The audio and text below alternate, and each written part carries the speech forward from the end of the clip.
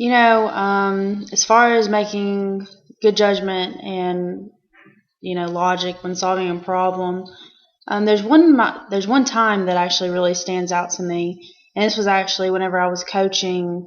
I coached an AAU team over the summer. I have for it's the past 3 years now, really, and a situation arose where um, the two players just didn't really get along, and they kind of started getting into battles and kind of started forming cliques on the team.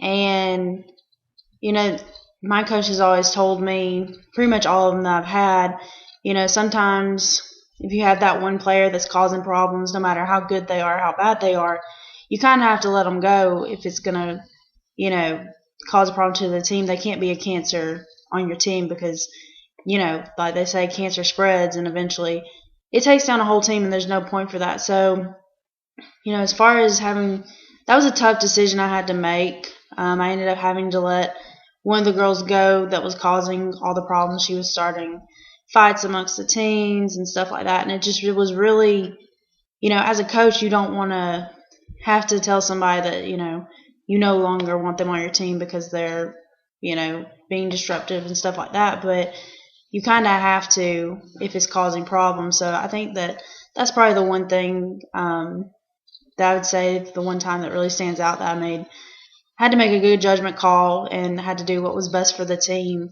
Not particularly, it wasn't easy for me, and I definitely had, some parents that were mad at me, but you had to do what was the best for the team. So it's a tough decision, but one that had to be made.